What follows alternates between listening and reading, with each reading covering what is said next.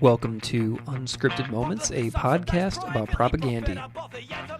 When we started this show, we went as fast on the pace as was humanly possible. What this meant was that I was accumulating recorded interviews to release over time at a rapid rate. For a while, this worked extraordinarily well because Keith and I were recording once a week like clockwork for a year. But as you all know, the world reopened after being shut down, lives resumed, the pace of our existence picked back up, parenting and career obligations returned in full and then some, and the podcast pace has slowed down a tiny bit to a more manageable speed. Rest assured, we are still committed to the show, and you won't hear the last of us until every propaganda song has been researched, discussed, and broken down in full by Keith and myself together. But something happened. Recorded interviews with awesome guests began to sit for a long time. I recently made a bonus episode with Paul Burrows from Mondragon Cafe and Bookstore in Winnipeg that was going to go in the Haile Selassie episode, but which we only talked about the song for about 10 of the 60 minutes, and Paul's interview sat in my hard drive for months awaiting that episode, which still has yet to arrive. The 10 minutes where we do discuss the song will go in that episode down the road when we do it, but by publishing the interview in full as a bonus episode, the finished episode will be a more streamlined product for the listener, which I feel good about. So this episode is technically a bonus episode, but this is And We Thought Nation States Were a Bad Idea, Part 1. This episode is not Keith and I. It's just me doing interviews. Both interviews are full of personal backstories about being fans of the band. And when we release the Nation States episode, I will likely include both of these interviews in a much condensed form to include just the parts about the songs. So let's get to it. The two interviews included on this Nation States Part 1 episode are with Jonah Bayer and Mike Damante. The first interview was recorded in 2020 when I interviewed Jonah Bayer from United Nations, Going Off Track podcast, and How Did We Get Weird podcast. Jonah is one of my podcasting role models, if I can be honest. His Going Off Track podcast with Stephen Smith, Brad Worrell, and Benny Horowitz is one of my go-to podcasts and taught me so much about discussing music and life in general. Jonah and I got to chatting because of my appreciation for his podcast, and I sent him selected episodes of the Classical Ideas podcast, which I host as well, which he enjoyed, and we wound up keeping in touch. So it was a delight to talk with Jonah from United Nations about propaganda and nation states. So you can find Jonah on Twitter at Jonah M. Bayer. And I'm delighted to bring you this chat finally with Jonah. So the second interview was recorded in May 2021 with author Mike Damante. Mike is an author, journalist, and award-winning educator. He is the author of the 2021 coffee table book, Hey Suburbia, A Guide to the Emo Pop Punk Rise. We recorded this interview leading up to the release of Hey Suburbia, and my intention was to correspond the release of the Nation States episode with the release of that coffee table book, but it didn't happen. So Mike is also the author of the nonfiction trilogy of the paranormal Punk Rock and UFOs series, the books are called Punk Rock and UFOs Stranger Than Fiction, Punk Rock and UFOs True Believers, and Punk Rock and UFOs Cryptozoology Meets Anarchy. Mike released a young adult fiction novel called Pumpkin Spice and Nothing Nice in 2019, and he previously worked for the Houston Chronicle as a copy editor, writer, and reporter, and he has interviewed tons of bands like Blink-182, The Descendants, Bad Religion, Taking Back Sunday, Tom DeLonge and his Angels and Airwaves band, and many more. So you can follow Mike on Twitter at Mike Damante. So there are two interviews in this episode. The timestamps are in the show notes for the start and end time of each interview.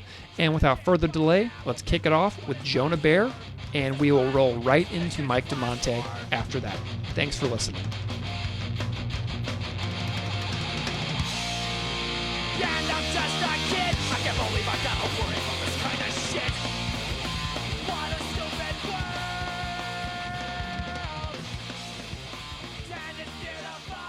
Jonah Bayer. Welcome to Unscripted Moments, a podcast about propaganda.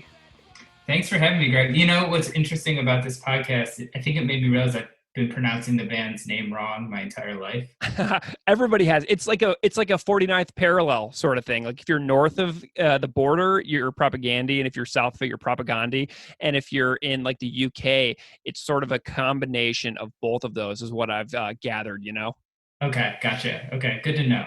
And but I don't think it really, I think it's both. And, I know the band says it propaganda, but I know that everybody that I know in the US says propaganda. But I also know that I've heard the band say propaganda so many times that I've sort of converted it in my mind. And I think that may have had to do with seeing them when I lived in Canada a couple of times. I think I sort of mentally switched over. Yeah, that makes sense. Yeah, it's like when you're growing up and then someone says like Ian Mackay and you're like, Right. oh. Yeah, exactly. All right. Well, Jonah, I have to start here and just say a little bit about why I'm so glad that you're here. I found you a couple of years, probably 5 years back now, and with your work on the Going Off Track podcast. And that podcast is a huge reason why I am even doing a podcast about music. I mean, some of the interviews that you guys did on that show, and which Benny and Brad continue to do so well, are among my favorite media I've ever encountered ever. Conversations that spring to mind are your chats with Keith Buckley, Raghunath, Laura Stevenson, Justin Brannon, your bandmate Jeff Rickley, Randy Bly. Oh my gosh, who else? Duncan Trussell. Scott Hutchinson, Laura Jane Grace, Mishway, so many. I could go on and on about Going Off Track and your work on that show. I know that you are sort of stepped back from that show right now. How do you look back on those experiences of doing that show? And how do you feel about it now that you've been sort of watching it as an observer for the last couple of months? Well, yeah, I mean, it's really interesting. I mean, I'm happy that Brad and Benny are keeping it alive. I think that's it's nice that it has sort of this new life. I mean, it had a really crazy trajectory. It started with me and Steven and Brad, and then Benny was sort of a guest, and then he was such a good guest, so we kind of brought him on to host, and now he's kind of doing it with Brad. But yeah, I mean, I'm looking back on it, I guess. Yeah, I don't know.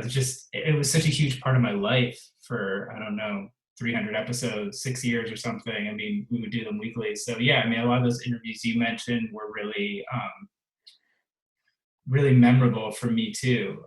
Especially the one with Scott. I mean, I'm currently in a master's program for clinical mental health counseling and, really want to provide mental health care for musicians and creative people. And someone like Scott, what happened to him is so tragic. I think he was such an amazing guy and songwriter that I just think there needs to be more kind of mental health care for those communities. So that's kind of what I'm trying to do now. But I mean, as far as the podcast goes, yeah, I have a lot of really good memories of it. I mean, it was a ton of work, as you probably know. The booking, the scheduling, and I was handling a lot of logistical stuff. But I mean, yeah, for me, it was really an excuse to, probably same as you, talk to people I really wanted to talk to, ask questions I wanted to hear, try to make people be my friend. So yeah, and we had the whole team working on it was great. So yeah, I mean, I have a lot of really good memories of the podcast. So I feel, yeah, that's basically it. Yeah. It's just such a wonderful show. And I'm so glad that you brought up the amount of work that it takes to do a show like this, because you're constantly living in email, you're constantly editing audio, you're constantly seeking down the next person. And it's a tremendous commitment to do something which you essentially do as a hobby, Yeah. I mean, it became a lot of work for a hobby. Luckily, it was, I was working as a music journalist at the time, so it kind of crossed over into what my work was. Mm-hmm. So it was kind of an extension of my actual job. But yeah, as a hobby, it definitely is can be very time consuming. But yeah, I mean, it's sort of like the same as playing in a band. It's like there's so much stuff that goes into it, but the actual like act of playing a show or like doing the podcast is like the really fun part, but there's so many other parts that kind of like have to happen just to get to that, so yeah, it's I'm glad that it influenced you so much. I mean, that's really cool to hear. Yeah, man. And having you here is just wonderful. And you mentioned bands as well. What else might people know you from? Because I just launched into it without even allowing you to introduce yourself. But where else might people have, experienced your work over the last however many years? Yeah, maybe United Nations. That's a band I've been in for, I don't know, since over 10 years. And so we have not been active in the last few years, but put out a few records. Some people know that. Some people in the same, if you're in the going off track world, you probably know that maybe. And then, I don't know, maybe from my writing, I did a web series with my sister for a while with musicians. I don't know. Yeah, I really liked the recent well, not recent now, but it's been a few years, but Stairway to Mar-a-Lago by United Nations. That was hitting hard, man. Yeah, that came out actually on, I believe, on Inauguration Day, 2016. So yeah, that was yeah, I think that came out really well also. But yeah, I can't believe that's almost been almost 4 years. I feel like it's been like 45 years. It does. It truly does. Absolutely. So that's sort of, that feeling about the world kind of brings us to why we're here together today. As you know, I invited you to come on my podcast that I do with my good friend Keith to talk a little bit about the band Propagandhi or Propagandhi. I'm curious how you found this band originally. Like, do you have an origin story of your interest in this band? I do. And I think like a lot of people, I'm 40. I think like maybe a lot of people my age, it was a Survival of the Fattest Volume 2 compilation. Mm-hmm. And Nation States was on that. I mean, and it was like, it was like all, it was like High Standard, Frenzal Rom, NoFX, like No Use for Name, all the bands of that era. And to me, the Propagandhi song just really stuck out to me. Like I loved it. I went out, I bought Let's Talk More Rock, and then sort of worked my way back from there. I think those were maybe the only two albums that they put out at that point. But then, I got like the Work Quality is Job 1 7-inch. Yes. And maybe they had a split with FYP. Like it was kind of weird because like Let's Talk More Rock was so intelligent. It still had a sense of humor with it, but then rediscovering that earlier stuff, it was like it's kind of so goofy. It was interesting. I was like, oh, this is the same, but you could tell it's sort of the same band. But I don't think at that point Today's Empires or any of that stuff had been released yet. So I think that's how I discovered it. And I sent you, I did an article with Dan Ozzie for Vice a few years ago called The Shape of Punk to Comp, where we talked about Punkorama and Survival of the Fattest and sort of the influence of these punk comps in like the late 90s, early 2000s, and how crazy it was. Like, like a band like Diesel Boy could have a song that like 50,000 people would know, but it's just they had such a huge influence on the scene because they gave these CDs away for free, and became these kind of the hallmarks of this sort of movement at the time. So yeah, but that was my introduction to the band. But I don't think they ever really came to Cleveland when I was living there. I didn't see them till way later. So I don't know if they just didn't. I feel like if they had been on tour, I would have definitely gone. I saw like every other band from that era. I just don't remember them ever coming to town. Well, you are not the first person to mention that compilation. Another guest I've recently spoken to mentioned that exact same compilation and having Nation States be the first song they ever heard by the band. So in the scope of the project, I'm finding that just how influential that compilation was. And it was the same thing for me and all my, eighth grade friends in St. Louis, Missouri's suburbs. We got that compilation and all those punkaramas, and we went out and we tried to get absolutely everything that we could. And it's so funny that you mentioned Diesel Boy, because we went to a show at the Creepy Crawl in St. Louis, Missouri, and I think that FYP actually opened it, funnily enough, but Diesel Boy played to a sold-out show in St. Louis in like 1998. And that is truly mind-blowing because, I mean, that speaks to the power of the compilation. You know what I mean? Back then? Yeah, I mean, my first punk show that I remember was it was Good Riddance touring on Forgotten Country. Oh, yeah. This isn't crazy, but it was first up. I think it was Melancholy touring on Life on a Plate. Then Good Riddance, Forgotten Country, and then it was the headline was Down by Law, turning on All Scratched Up. Wow. Unbelievable. Well, and Propaganda was definitely not touring that much then. I know that in like 97, I think it was, they founded G7 Welcoming Committee. So I think that they were sort of working from home on like establishing the label. So I think that this very formative time, which was formative for me as well, and I was just across the Midwest in St. Louis, we were all chomping at the bit watching the Riverfront Times, the newspaper that posted all the shows that were coming to town. We were just chomping at the bit waiting for Propaganda to show up in the newspaper for the upcoming shows, and they just never would show up. And it was just this constantly heartbreaking thing of never seeing them show up, because we all thought about that. We all wanted to see them so badly, and they just wouldn't come to town. It was the same exact situation for us. Yeah, I remember like thinking about going to Canada to see them. I remember like seeing them, like checking their tour, like seeing them touring around Canada, but never coming to Ohio unless I just totally missed it.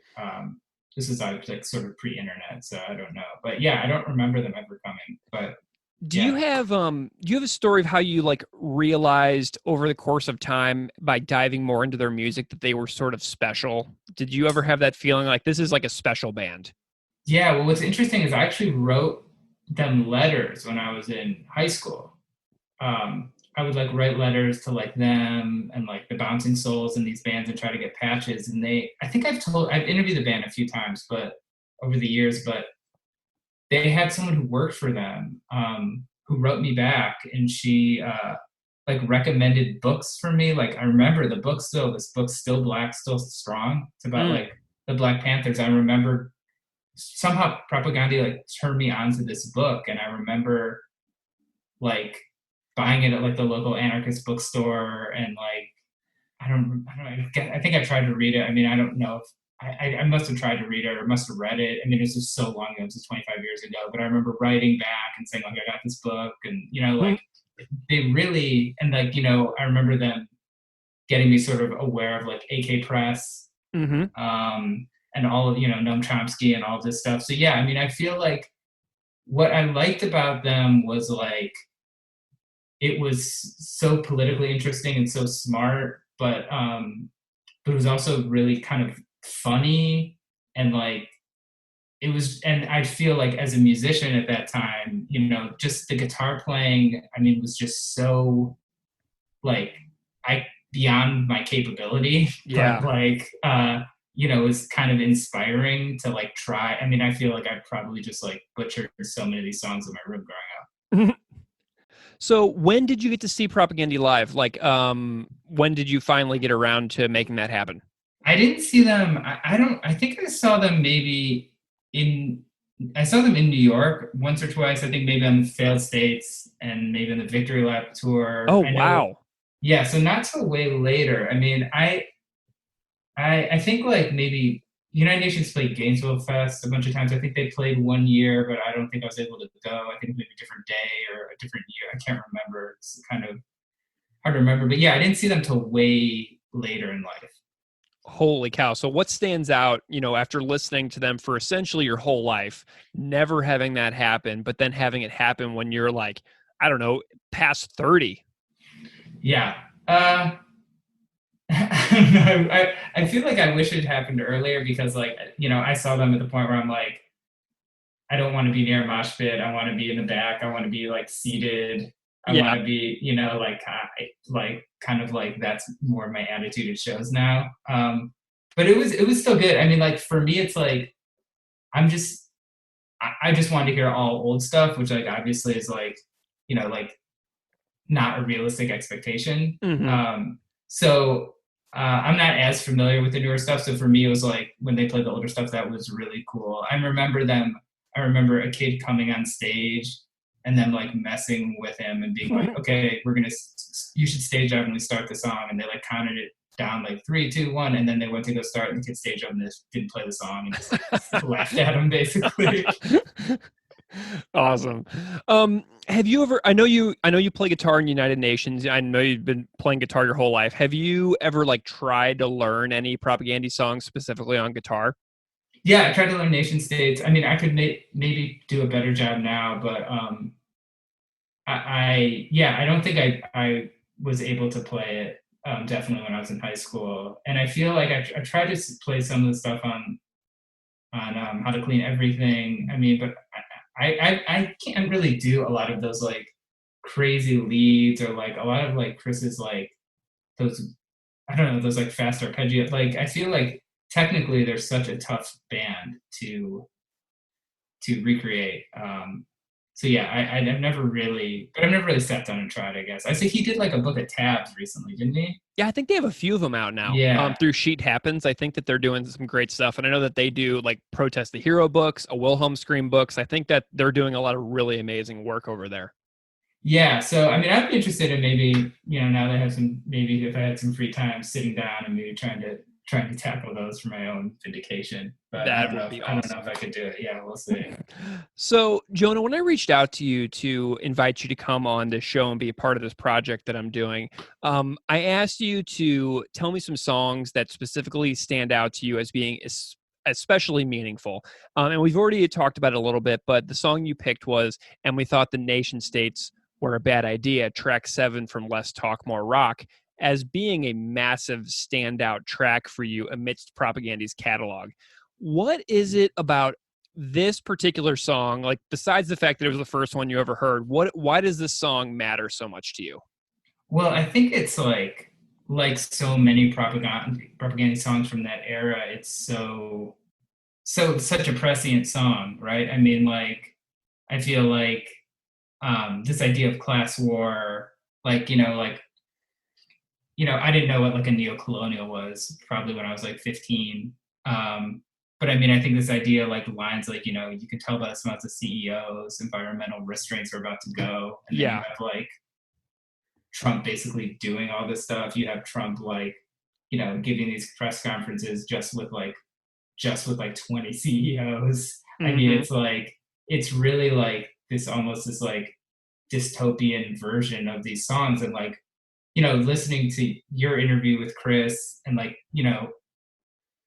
listening to these guys it's just really the men and women in the band. It's just really inspiring uh, to hear like that they've basically been saying the same thing this whole time, and it's like the Yeah. rest of the world has kind of like caught up to them. And it's like I thought that what Chris said, that that trade-off between like good music and like political nightmares, like it's not an equal trade, but it's like they've been saying the same thing for so long. And it's like a lot of these concepts they introduced, I mean, are just the pro-gay, anti-fascist, like all these ideas are sort of becoming more mainstream. It's just amazing to see how prescient they were, I guess. Yeah, and it's almost like they're just prophetic in so many ways. You think about like supporting or you think about Potemkin City Limits, the first track, Speculative Fiction. It says we got a good 15 years left, and that was came out in 2005, and now it's 2020, and like we see like the world just like racked with disease and everything all around us every day, and you have this like this figure, this Trump figure, who is, like you said, just ripping every single norm to shreds, and watching people cheer him on as he does it is so uh, terrifically terrifying, as a parent, especially. And so, like, whenever I listen to these propaganda songs from like the 90s and seeing how it could be that could come out today, and it would just be as real now as it was then. And that says a lot to the power of this band. I agree. And one thing that I really like about this record are that John K. Samson songs. And obviously, like, this was his last record with the band. But to me, like, yeah, Anchorless and Gifts, I mean, like, Yep. especially Gifts, I mean, those songs I feel like are so sort of poetic. Yeah. And it's a kind of a different sensibility. And I got to do a really cool interview with John for Noisy a few years ago, where we did the whole interview over postcards. Mm. And it was just like, because like I think my editor Dan was like, like the most Weaker Thans thing you could do is like do an interview with John Samson over postcards. I love it. And so it was great. And he's just someone who is just a really great guy. And I saw them, I was a huge fan there. I saw them like on their first tour, I think. Yeah. So it's like, but those songs to me are really, really special too. And I think they really work well in the context of the album. Yeah, I absolutely love Gifts. I think Gifts is my favorite John K. Samson propaganda song, but like I know that they also he took Anchorless to the Weaker Thans, and I know that he also Right. took Letter of Resignation, which was the on that FYP split to the Weaker Thans, Right. and that's just wonderful that he did that because Keith and I are always talking about sort of like the contrast of like John and Chris within propaganda and how it was just perfect that it happened the way it did because you have these two monumental talents who find the perfect thing for them, and their paths crossed, and then their paths were like supposed to diverge. Yeah, and I think I bought that Fallow, that first record, and it was on G7. I think the first week of Yeah, it was. Yeah, Yeah, and it was on the Hopeless Subsidy. I think it was the subsidiary of Hopeless Records. Correct? Do you remember that? I do remember that. Yeah, Yeah. I think that So was I it. mean, yeah, it just brings back a lot of memories. All this stuff. I also worked at Alternative Press for 3 years in the early 2000s, and I worked on the Warp Tour. So yeah, I mean, I got to see Hot Water Music like 40 times in the summer, or Bad Amazing. Religion, but never. I mean, Propaganda obviously, like, I don't think would ever do Warp Tour. So like they were like the band. I think that's why also I never got to see them. Like I was never aligned that way, but also because they probably wouldn't do a lot of these types of festivals. Yeah, they were super elusive. Right. You've mentioned this the smile of the CEO, environmental restraints are about to go. Do you have any other favorite lines in this particular song? Because there are so many ideas jammed into this thing. Yeah, it's a lot. I mean, I don't think I feel like 20 something years later, like I still have probably not like unpacked all the ideas in this like 2.5 minute long song. It's wild. But I just like yeah, I mean that line is really good. I mean, I think just, is this class war? Yes, this is I mean, all that stuff, but I also just really like just like I'm just a kid, why do I have to deal with this kind of shit? Like, what Yeah. a stupid world. Just like sort of like that sort of more nihilistic, just like, this is just what a stupid world. I mean, like, because that really kind of like summarizes it too. I mean, the rest of it is so kind of intellectual and intelligent and well thought out, and just, but I think that sentiment is also like really important, like very emotional and very like kind of throwing your hands up and like, this is just absurd. Yeah, and Jonah, I was thinking about this as well. Like every single day right now, like especially the other day when like Mike Pence got up and said that like we don't need the CDC guidelines to determine the reopening of schools during a pandemic. And like I was like, huh? What? Who?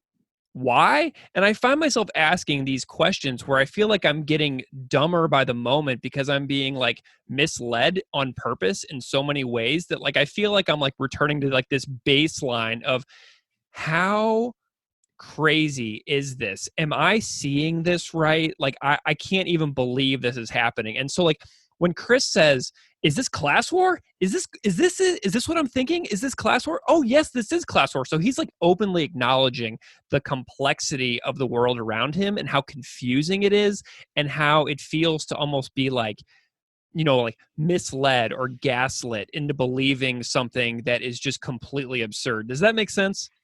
Yeah, I mean, I think if you start really with the first line, like publicly subsidized, privately profitable, like that really that's like, I mean, like that's going on all around us, right? Yeah. Oh my gosh.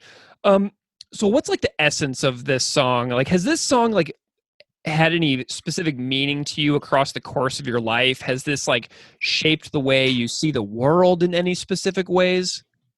Um, I think, I think maybe it's less, maybe the song specifically and more like the album. I Hmm. feel like the artwork, everything about it, I think definitely like was, even on that, even on that comp we're talking about, like, yeah, there were other, Good Riddance, I think was a pretty outspoken political band. There were definitely other political bands, but I feel like compared to a lot of those acts, it was such a different vibe. And so I feel like like I said, like it was, having me go out and buy, you know, radical literature, researching this stuff with AK Press, getting turned on to these ideas. So yeah, I think it definitely changed the way I kind of viewed things as like a 15 or 16-year old. I don't know. A lot of it, looking back, like a lot of it was just over my head. Yeah, for sure. Like the spoken word thing, like all of that stuff. I feel like I didn't really understand at the time, and I still don't feel smart enough to really understand all of it. Yeah. But I do think that it definitely was like, okay, there's like more, there's like a lot of ideas out there that I haven't been exposed to in other ways, and this kind of like gave me a way to kind of like dig into it a little more. So I don't Hmm. know. I think it probably led me down some of these paths to like learn more about different people's points of views and stuff. But like I said, I think it's still so relevant. I think there's still more that, I could take away from it for sure. I'm curious if if Propagandy, if their ideas found within their work resonate with anything involving your own musical endeavors. Like, for example, I was watching some United Nations live performances earlier, and I saw one video where Jeff said on stage, "Nobody owns these songs. We're not trademarking this. These are for everybody. These songs are for everybody." Like, does this band and their philosophy and their way of doing things sort of resonate with your own musical work as well? Yeah, I think it does. A lot of the ideas with UN are Jeff's. Jeff really is super intelligent, kind of politically outspoken guy too. So I think, I think that it's really aligned with Propagandy's kind of message in a way. But I do think that, yeah, I do think they're related. I think that that's like a long tradition of punk, right? Like I feel like for Propaganda there's a Clash, the political bands, but I think Propaganda really kind of like was like the band that got me into it. And I think like to be playing in a band, whatever 10, 20 years later, that kind of is kind of outspoken against this stuff. I'm sure it's related somehow, but a lot of that is kind of Jeff's messaging as well. He's really good at coming up with these kind of innovative ideas, and we kind of all work together to kind of make them sound the way they do. Absolutely. It's just wonderful. I've been digging into your back catalog. I really liked your the EP that you did on Death Wish as well. Like that's like my favorite thing I think that I've been digging back into from United Nations. Yeah, that's an old one now, I Yeah, guess. love it. So I'm curious about the music of Nation State. So as a person who at certain points in your life has made parts of your living playing music professionally with very talented collaborators, or writing about or discussing music in various outlets, like on Going Off Track with Benny, Brad, and Steven.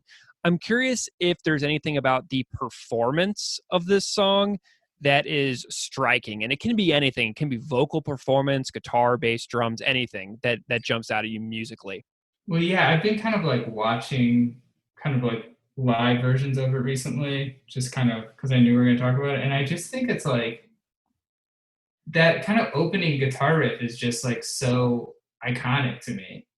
Because it's like so that like it's Yeah. such kind of a weird riff. Like it's like it's like sort of like the power chords, and then it's like the single note thing, but it's like just so many notes kind of crammed in there. Yeah. Like it sounds like it shouldn't make sense or something. And that it's just a very strange melody, yet it's so catchy. And then I feel like it's so much going on, and then it kind of breaks into just like the straight kind of palm muted, like and I just feel like the way, and then I don't know, it's like a very, it's not like a super groundbreaking chord progression, but I feel like just the drum beat and like sort of like the way it's muted and with the vocal melody, I just feel like it's like there's just something really magical about it that's hard to put my finger on. But I think going from something really complex to something really simple, and then having this super catchy melody, I don't know. I was always really into the melodic punk stuff. Like, you know, I like their heavier stuff, but to me that was, they were so good at that sort of just super melodic, super aggressive kind of punk stuff. Mm. Have you, along the way on their other records that got heavier, they definitely have those old throwback style songs like thrown within, like they have Name and Address Withheld off Potemkin City Limits. They have Cop Just Out of Frame on Victory Lap. Have you found stuff on the more recent stuff that kind of like harkens back to that old sound that you can really latch onto?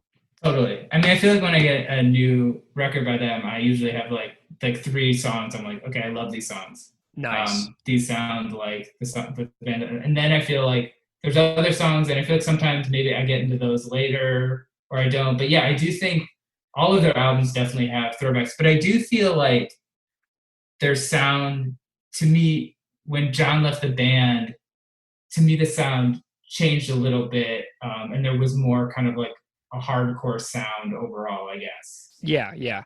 Do you? I particularly like the bass tone and the drum recording on Less Talk More Rock. Do you latch onto those as well?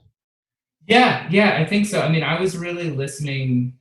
You know, I was a guitar player, so I really was always paying attention to guitars. I mean, I feel like the guitars on How to Clean Everything are just like, you know, like just ridiculous too. I mean, like, by the way, I stole this lick, and it's like that, like all Yeah. this crazy. Yeah, but yeah, I mean, I thought the whole record sounds really good sonically. I think it's really held up well. I think a lot of the records I listened to from that era have not held up nearly as well. Yeah, yeah. I'm really grateful for the ones that do. Like I'm still super into Comprehensive Guide for Modern Rebellion by Good Riddance. Super into Making Friends by No Use for a Name, Twisted by Design, Strung Out. Like there are some that just still just sound just so great. And you know they probably recorded that stuff like to 2-inch tape, and it's just such hard work to make records like that, you know? Yeah, yeah, I totally agree. Yeah, for sure. I think that yeah, I don't know. I'm trying to think of some records from that era. Yeah, but I mean those are all good ones. Yeah, there's so many. But yeah, I mean a lot. I feel like especially the hardcore stuff, like the more like Victory Records Yeah. type type metalcore stuff. That to me is the stuff where some of it I listen back, I'm like, man, like this stuff has not aged well. Some of it has, but some of it just like a lot of this super screamy stuff, like it's kind of a moment, I guess. Yeah. Well, Jonah, does anything else about the band Propaganda or anything about their work resonate to you across the years? Like, what are some of your other favorite stuff? I'm just curious if there's any like big things that you would like to talk about before we wrap up today. I'm trying to think what else.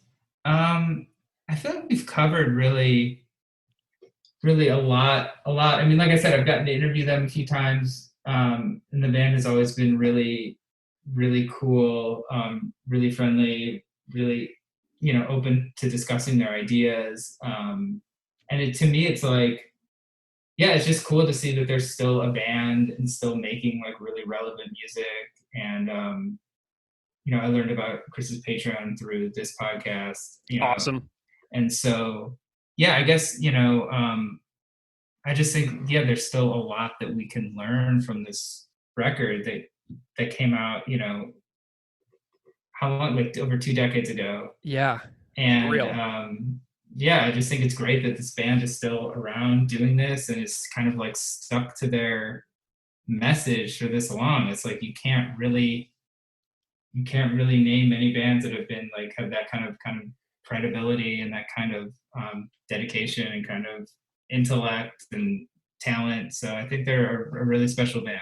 Yeah, and thinking about your taste as well, and your fan as a band, I've listened to all the stuff Chris has done on Patreon, and his episode on Haile Selassie from How to Clean Everything, and his episode on Refusing to Be a Man from Less Talk More Rock both go in so much into the history of those eras. So I know that if you were going to like join up with his Patreon, you could knock out some episodes and join for a month here or there and get a lot out of it. I know that you would just really get a kick out of it as based on your love of this record in particular.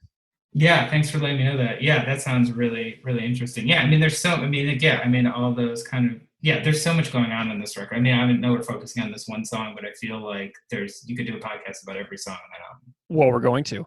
Awesome. Well, Jonah Bayer, it has been a real pleasure to have you on Unscripted Moments, a podcast about Propaganda. I've just loved your work over the years. It's a delight to include you in this project. And I'm just super grateful to you for spending some time with me this evening. Yeah, thanks for having me, Greg. I'm a fan of this podcast and Classical Ideas. So it's been nice to finally talk to you. Publicly subsidized, privately profitable, the anthem of the aperture pop, but you're untouchable. Focus a moment, not in approval. Bury our heads in the barcodes of these neo-colonials.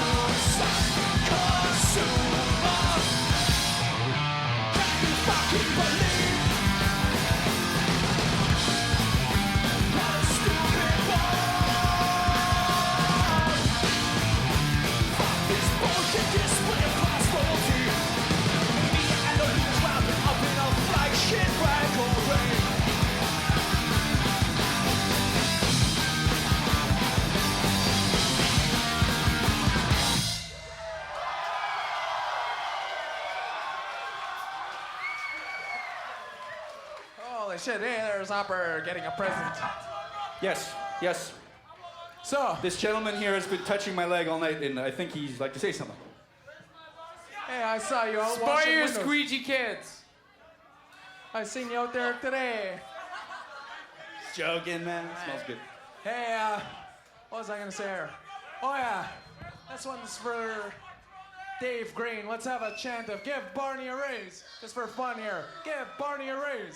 Give Barney a raise. Give Barney a raise. Give Barney a raise. Come on, that's the sound man. Would here. that be barn raising? That would be. I got that off Eaton. Did you really? Okay, one more time here. Give Barney. Mike Damante, welcome to Unscripted Moments, a podcast about Propaganda. Barney a raise. Thank you so much for having me. I'm glad we're able to make this work. We've been followers of each other for a long time. So this is Yeah, man. Finally connect, verbally.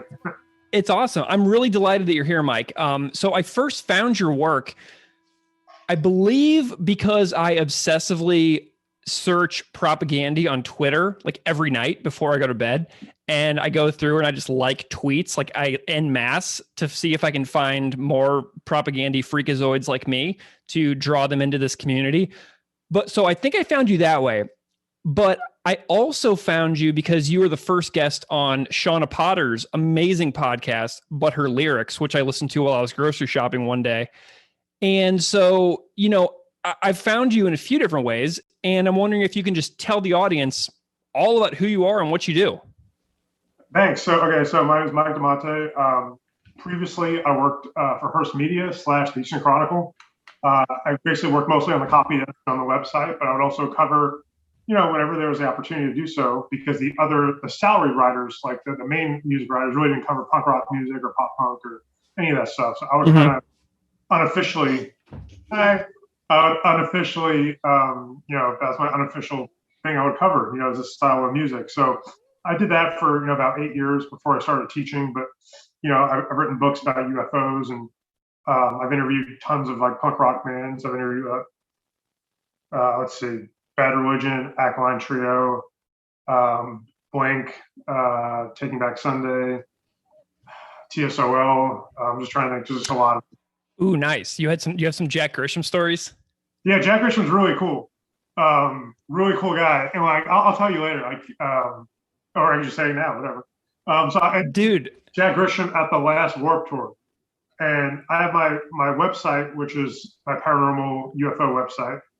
And I didn't know that, as I was telling him, hey, I just told him, hey, I have this website too, but this is for, the Eastern Chronicle. But, I've written books about UFOs. He's like, oh, yeah, paranormal. I'm like, yeah. And he's like, did you know I lived in a haunted house? I'm like, I had no idea. So he told me his haunted house story. So that actually worked out. Where I was able to use his quotes for two different stories, two different outlets, my own and what I was doing for the Chronicle. So that's my Jack Grisham story. It was really cool. Awesome, man. I read that American Demon book that Jack Grisham wrote, that memoir that he wrote. It is the wildest book, one of the wildest books I've ever read. If you've never read American Demon by Jack Grisham, you should get it, man. It is such a wild read. I cannot even recommend that book enough. Like, it blew me away. Well, Mike, let's talk about your new project that you are prepping for right now. You have a coffee table book called Hey Suburbia, A Guide to the Emo and Pop Punk Rise, which comes out June 10th. And I'm wondering if you can, while you've got the listeners of Unscripted Moments, a podcast about propaganda listening, tell us what your book is about and what they can expect if you want them to check it out. Because a lot of people will listen like these bands that I'm seeing here on this synopsis. Absolutely. So, covering the scene for years, I did cover it. It was definitely a top 4 market in the country. So I definitely had a lot of opportunities to meet and interview with some of my heroes, and just so to kind of do something with all those interviews I've done. Really, writing it took me so long to do, not because it takes me a long time to write. Like, I could write a book in the summer, but just it took so many different iterations before I finally landed on the coffee table book idea. So yeah, it's basically a guide. So if someone who is into that music then will pick it up, and it's gonna be instant nostalgia. And then for people who are newer to it, they're going to learn the roots. They're going to learn about East Bay, SoCal punk rock, and basically how all the regions, right? How different, punk rock was regional at some point. Like all the bands in Florida kind of, had the sound, and Chicago, the Chicago scene, New York, Long Island. So it really kind of goes back to the roots, and it kind of goes from, how it started to the boom and what the bands are doing these days. And the interviews that are in the book are interviews I've conducted through the years. I have Mark Hoppus in there, Matt Skiba, Tom DeLonge. I have Milo Ackerman from The Descendants, Stephen Egerton, Chad Gilbert from Newfound Glory, Chris Carava, Dashboard Confessional. I have Shauna in there, Shauna Carter. The guys from Phoenix TX. So I really kind of, go all throughout the punk rock spectrum, because it's all under the same umbrella ultimately. You have all the subgenres and stuff. So yeah, it's, interviews with them, and then I have some testimonials from people who were in the scene. It's called Scene Report, and it's just kind of like them commenting on certain aspects and stuff. So there's that in there. There's also pictures and compilations and lists and like charts and stuff. So it is a true coffee table book. And the artwork is by Cassie Potash. It looks great. I always wanted to do something with her. So a couple years ago, I wrote a young adult fiction book. It's called Pumpkin Spice and Nothing Nice. And I wanted her to do the cover, but for some reason we just, we couldn't get it, working. But I was like, she would be perfect for this project because she does art for bands like Sum 41, Census Fail, Less Than Jake. Who else? She's done just the Wonder Years, the Menzinger. She's done so many awesome bands. And the work is very, very distinct if you see her style. So we partnered up right away. I was like, hey, can you do the art for this book? And we used some of these existing pieces that she had. And it really came together pretty well. It's definitely a passion project. Like you said earlier, this would be my 5th book. And, really don't make much money off books, maybe pay a couple bills a year. But for me, I like to write. And growing up kind of in that scene and writing about it, it's kind of like the book's like a love letter to that scene. Mm-hmm. Yeah, you bring up Matt Skiba, which really excites me because Alkaline Trio opening up for MU 330 in a tiny little room in St. Louis in like 98 on like the Goddamn It era with Glenn Porter wearing the UK flag t-shirt on the drums is like, it burned into my memory. It's among the most important musical experiences of my life. And so I'm loving the roster, what I'm seeing. And then I'm seeing the Get Up Kids are on here and they have like the Kansas City side of my home state covered, which love it, man. So great. Well, that's exciting, Mike. I'm really excited to hear that you have such a cool thing coming out. So the title again for everybody listening is Hey Suburbia, a guide to the emo and pop punk rise. Awesome, dude. Well, let's chat Propagandy for a bit. Okay. So how did you find Propagandy? What is the origin story of your interest in this band? All right. So when when you first get into punk rock, I always feel like there's like the gateway drug for a lot of people. And it's like pop punk. And then you start looking up like the skate punk and the Warped Tour bands. And then you go to like old school punk, like Dead Kennedys and like Ramones and the Damned and stuff. So I remember early on when I was getting into like punk rock music, I would always like to hear what the other bands that I liked. So the first time I ever heard the name, actually at the time I was starting to get into all the Fat Records bands, like No Fags, Lagwagon. So I was already kind of familiar with the name. And then I was watching an interview with Tom DeLonge from Blink-182. He was naming his favorite albums and records, and he mentioned Less Talk, More Rock. And I was like, oh, I've heard that band's name before. They're one of these Fat Record bands I haven't listened to yet. So that was kind of like, okay. And then I'm like, well, all these other bands he named I like too. I like Descendants, I like Screeching Weasel. So, he seems like a pretty credible guy for music recommendations. So, so that was my introduction. And I remember for me, it was like the first time I heard them, they sounded like a Fat band, but in the same way they did things that other Fat Record bands wouldn't, even back then. Like, on Let's Talk More Rock, there's the fast songs, the kind of the Fat Record sound, but there's these really mid-tempo and melodic songs, almost like popping. And then there's other songs that are just structurally different from what the other bands were doing on that roster. So right away I knew that they were different and special. And one of my favorite bands of all time, Bad Religion, they remind me of them too because the lyrics were very thought-provoking. And we're going to talk about nation states today specifically. We'll get into that in a little bit, but when I first heard that record and that song, to me, it sounded like everything that I liked about the genre. Like there were songs on there that were straight punk songs. There were songs on there that sounded almost like pop punk songs.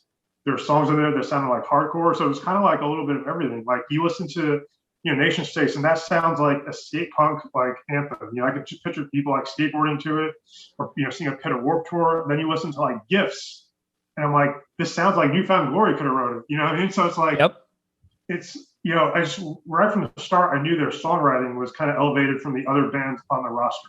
Yeah. Well, and I also see a song like Rio de San Atlanta, Manitoba being like it almost is like Todd Kowalski wrote it. Like, right? Like to me, Rio San Atlanta is like the precursor to Today's Empires, Tomorrow's Ashes in a lot of ways, because it foreshadows the thrashy element while John Sampson is in the band in a lot of ways. You know what I mean? So like they have every element of their sound within these like 20 something minutes on this album because it's so short. Isn't that crazy? Yeah, just when they announced the anniversary of that album? Like a couple weeks ago. Just a few weeks ago. Yeah, I was listening to it while working out, and I was like, "That's it." I'm like, I was trying to work out for like an hour and a half, and it was only like a 28-minute album or something. It's so short. But if you think about it, a lot of those Fat Records bands had shorter songs too. They were all about 2 minutes. They were fast and they were over with. So.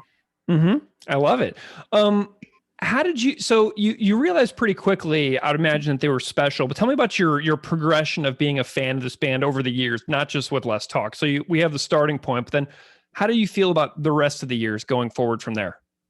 Yeah. So as soon as I heard that album, I was hooked. Listen to the older stuff. What came after that? Was that Tomorrow's Empire? Yeah. It was Empires in 2001.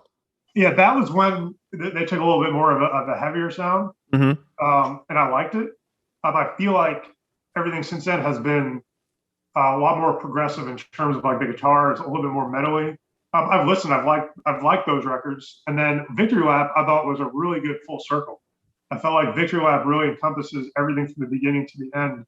And that record really blew me away. I was like, sometimes when a band comes out with an album, you just go in with no expectations. You're saying, oh yeah, I'm looking forward to hearing it, or this should be good, or we'll see what it's like. And for that one, I was just really like, I was pleasantly surprised, not in a way like I didn't think it was going to be good. I was just like, wow, they really captured what their legacy is about on one record, on Victory Lap. I couldn't agree more. I could not agree more. Have you been able to see the band live? Do you have any like Propaganda live stories that stand out to you in any way? I never did, because I feel like the only time they came to Houston, because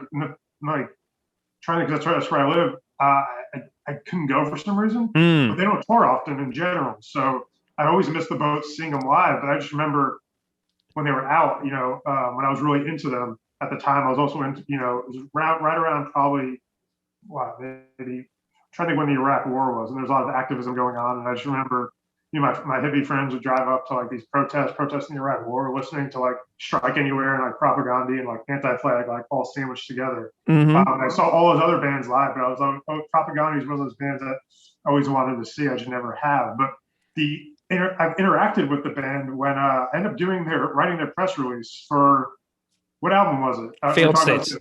Yes, Failed States. And that was just so random.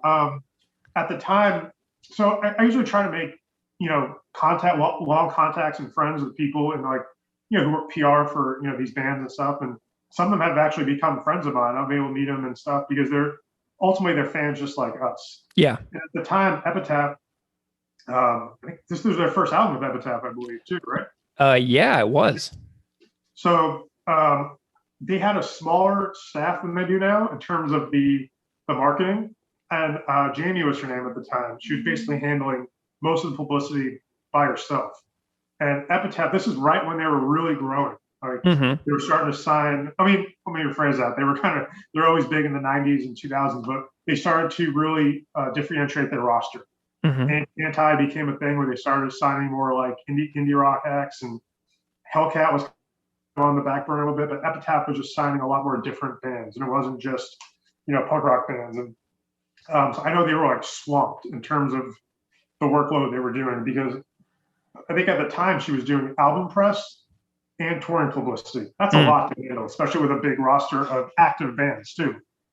So she knew I was a fan of the band, and she was like, "Hey, would you like to write their press release? We'll pay you X amount of dollars." And I was like, "Okay." I was like, "That's a really cool thing to put on my resume." And it happens to be a band I really like. And I think it was mostly just through email. I think I got who did I interview? I don't know why I'm drawing blanks, but it was basically just they sent me like preliminary information about the album. Maybe Chris, maybe. It might have been Chris or Jord. I think Jord does a lot of business stuff. Okay. I think it was Chris. Okay. And it was mostly just me and him on email correspondence. Yeah. So I was like, hey, because I was trying to be like, hey, whatever's easier for you, I can just send you this stuff. And it was really worked out really well. And yeah, I wrote their news release, which was pretty cool. And because to me, I took it really seriously because it was their first album on Epitaph. And yeah, so that was my interaction with Propaganda. But ever since then, they like they followed me on Twitter, I think, and I think they like answered my question. I think they remembered me, which is I was just a name on an email. I never met them in person, so that's pretty cool. Whoever runs their Twitter said, "Hey, this random guy wrote our press release once 10 years ago," and they still interacted here and there when they're active. Yeah. I love it. Well, and that's really neat too, because you have like this little tiny sliver of the propaganda story of I did the press release for Failed States, which is something that nobody else can say. That is all completely you. And so you have this little corner of the propaganda story pie. You know what I mean? You have a little tiny slice all to yourself. That's so great. And I was trying to look for it. I can't find it anywhere. I was trying to like look it up online just to see. Yeah, so I've been trying to find it. So we'll track it down. Yeah, track it down for me, because I was looking yesterday because I was like, which album was that? I think it was Failed States, and then I was looking and I really couldn't find it. But I'm like, yeah, it's got to be somewhere. Oh, dude, we're gonna track it down. Keith says to our listeners all the time, never underestimate Greg's hustle. And you got that right. I'm going to find that press release and it's going to happen. So I'm on the case. It's going to happen. Okay. So I know that you mentioned the song Nation States is the song that we're going to talk about. And we thought the Nation States were a bad idea. And you already described what Less Talk, More Rock means to you as a complete picture. But whenever I posed the idea of Nation States to you, you immediately said to me, that's my favorite propaganda song, which is so fortuitous. Tell me what it is about this particular track that matters so much to you. Oh, dude, hands down. Like, so certain songs, when you hear them, you feel empowered, right? Mm-hmm. Like they're pathetic. And so like the first time I heard I Want to Conquer the World by Bad Religion, this is the same feeling I had the first time I listened to Nation States. It was the same like oh my God moment. Like, this makes you want to get up and like raise your fist and like do something to change the world. And I just thought it was brilliant because it's a skate punk song. Picture that song being played at the X Games or a Tony Hawk game, right? But the lyrics are so perfectly, like the wordplay and how it fits with the song just flows perfectly. And they know when to pull it back lyrically and simplify it a little bit, and then they hit you again with like better diction. So I think it's really clever how they structure that song, and it just like blew me away. It's like it reminded me of like a Suffer era Bad Religion. Nice. Do you have? I'd like to know about some lyrics as well. Do you have any favorite particular lines in the song? Because there are many ideas jammed in here. And, I'm wondering if you can talk to me about some particular lines and like what you think is cool about them, especially you being a writer too. I'm curious about your take on that as well. So like right off the bat, it hits you with publicly subsidized, privately profitable, the anthem of the upper tier puppeteer untouchable, focus moment, non-approval, bury your heads in the barcodes of these neo-colonials. Boom, right away. You're like, wait, what did you just say again? Like, and the wordplay and the flow, like, it's if you listen to hip hop and like certain rappers have that cadence, how they deliver. This kind of reminded me of it. It's not like he's like rapping or flowing, but it's just the delivery and just the words that are kind of the way they come out with the music and like in the subject matter. Right away, this is like a serious song. And like for me at the time, I was in my active, getting into activism for the first time, and I was taking a sociology class at community college, and my professor was this like really liberal British guy, and we talk about this stuff in class. And another class too, a government class where we'd have all these debates and stuff. So it was like really a good time for me in terms of being interested in, wanting to make a change and stuff. So I was reading about this stuff too. Like I picked up a Howard Zinn book because of propaganda. So I was reading Howard Zinn. So I was doing all these things like punk rock kids were doing at the moment. So yeah, it hit you right in the face with those lyrics, and then it like continues. And then when the part was like, "What is class war? Is this class war? Yes, this is class war." And it's just like, oh man, it's just like, and then it like they dumb it down. They pull it back a little bit. And he's like, "Hey, I'm just a kid. I can't believe how effed up this is. What a stupid world." And it's like, it's pretty cool because it's, it's this idea where I'm a kid, what can I do about it? Mm-hmm. And then it comes back in again with really thought-provoking lyrics. So it does a really good job of, from the verses to the pre-chorus, and the chorus kind of, simplifies it a little bit. Because, it's a chorus. Usually choruses are catchy and more straightforward. But yeah, just that idea. And so like right away, I liked it because it reminded me of Bad Religion, I Want to Conquer the World. And in a weird way, it reminded me of Anthem Part 2 by Blink-182, because that song's basically about being a kid and not knowing what to do around the world around you, about how, politicians and corporate leaders make these decisions for everyone.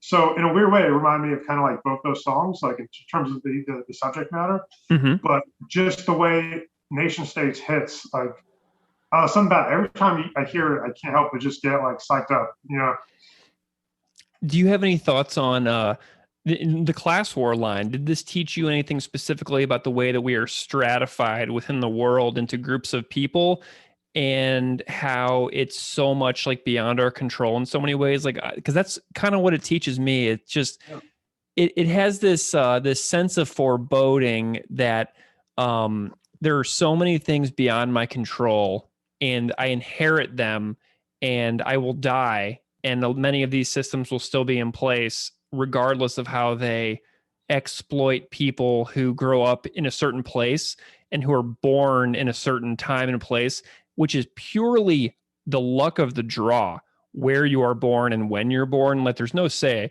Like, people who are born into extremely fortunate circumstances didn't earn that in any way, shape, or form. It's just pure luck, right? It's like, that's kind of what it means to me. Like, do you have any thoughts on that class structure division?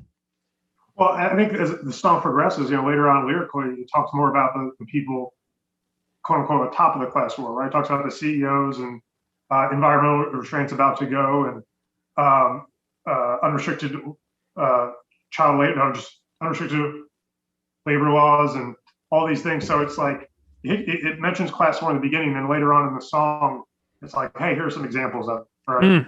And I think, God, I think we're overanalyzing this song, like in terms of when they wrote it. Yeah. But like, if they did these things like lyrically when they place it, I think it's pretty genius in terms of like the structure of it. It's almost like, because I teach too, right? So I teach English, and if I'm teaching a kid to write an essay, usually you tell them, in the beginning, tell me what your thesis is, and hit me up with the examples. And this kind of reminds me of that in a sense, where it's like it's almost like an essay about class war. Yeah, that's what I do too. I'm an English teacher also, cool. And so I'm thinking about, like, whenever you have a topic sentence for a body paragraph, and then you chuck in a little bit of evidence, and then you unpack that evidence. I'm loving how you're seeing this here, because you talk about the big picture and then how they unpack the class war with several examples that are listed in the row.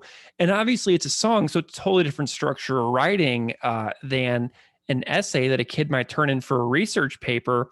But it really does take the whole entire long form structure, and it just crams it down into one thing.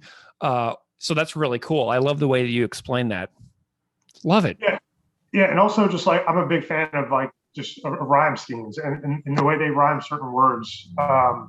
Like, even like, it sounds like, I'm not trying to like say it's simple, but like some of these words that easily rhyme just sound so good together. You can tell by the smile of the CEO, environmental restraints are about to go. Like, yeah, I just think the rhyme schemes are clever. I think what are some other, I'm looking through right now. I love how, well, one thing that stands out to me that's always stood out to me is when bands cleverly change the pronunciation of a word slightly. Profitable, right? Yes. Publicly subsidized, privately profitable. It's not profitable in the song. He doesn't enunciate it like you would if you were saying it in a normal conversation. It's profitable, right? So he changes the pronunciation slightly, which I think is really clever.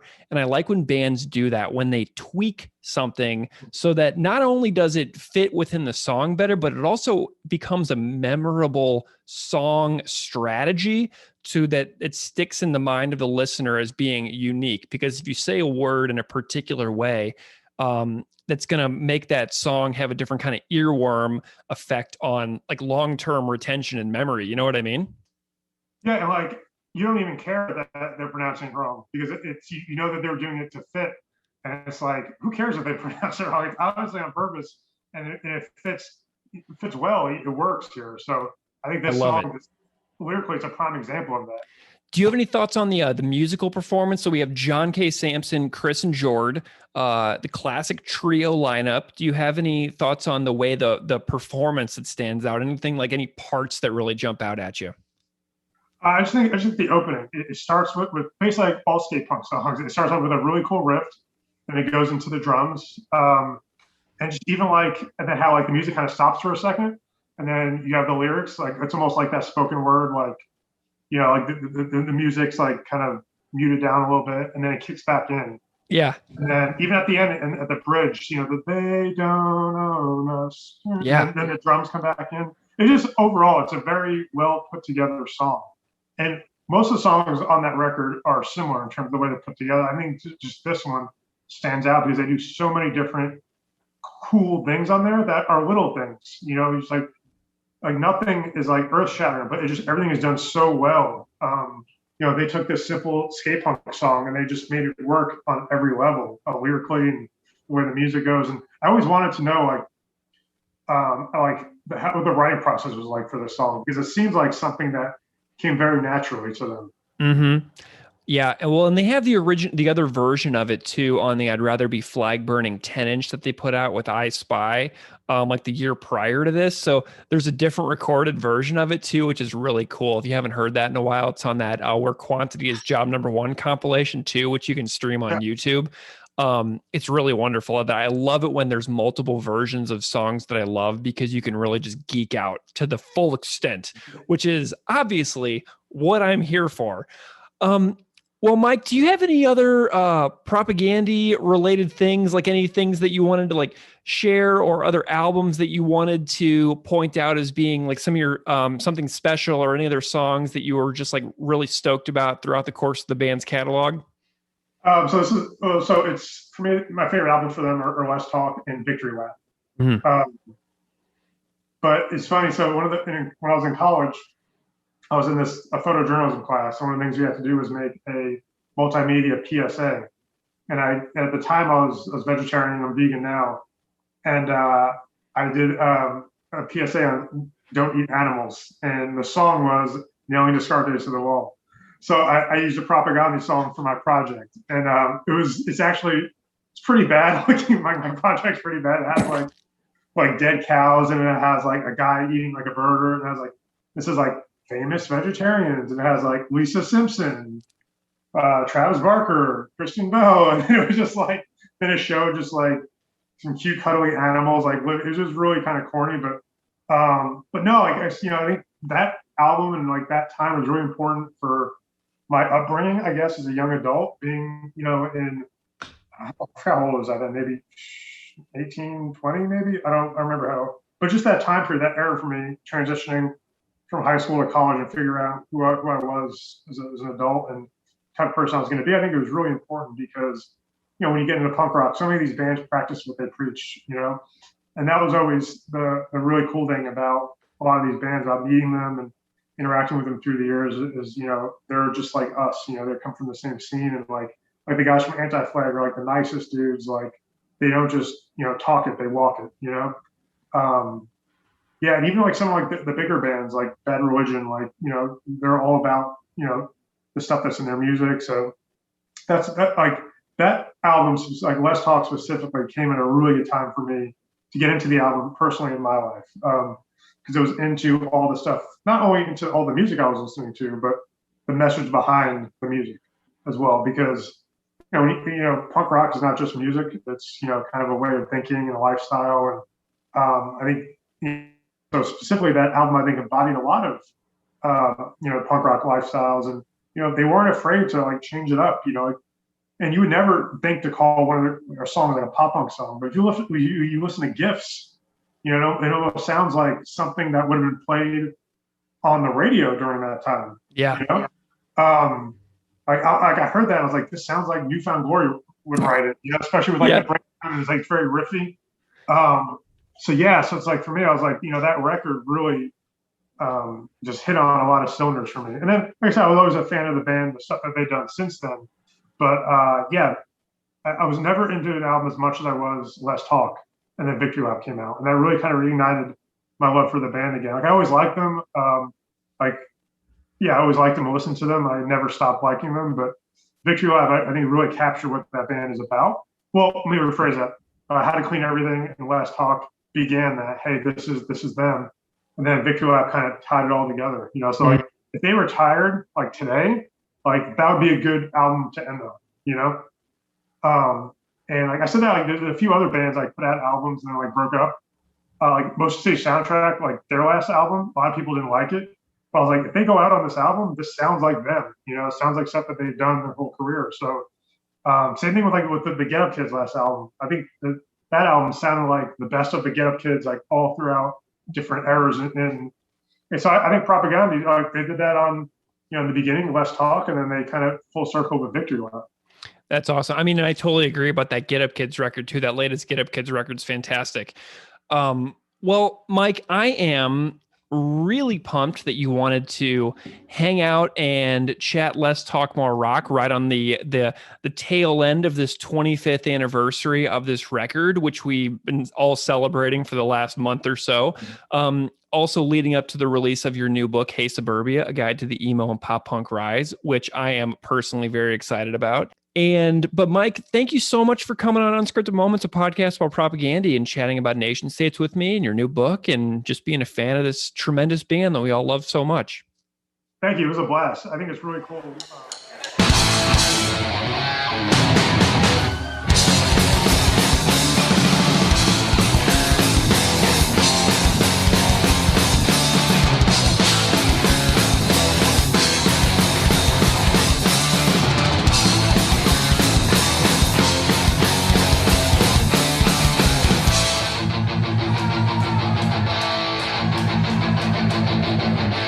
Subsidized privately, profitable, the anthem of the operative puppet, too untouchable, focus a moment, not in approval, bury our heads in the bodies of these neo-colonials. For analysis, the Romans of the nation state, what some things are fun, human power concentrate, try again, but now we're confused, what is class war? Is this class war? Yes, this is class war.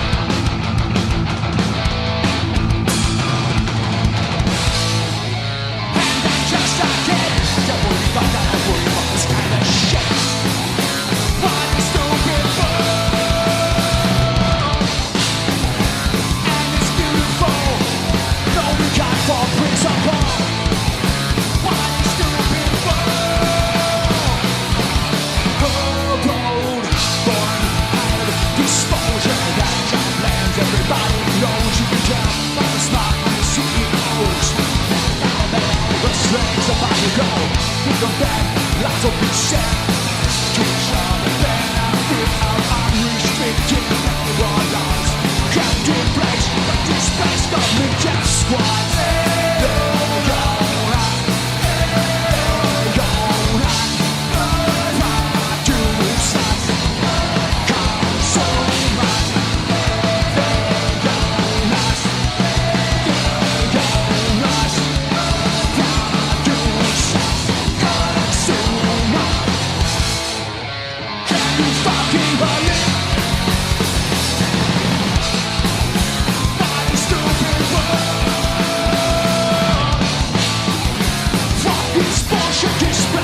Trilogy.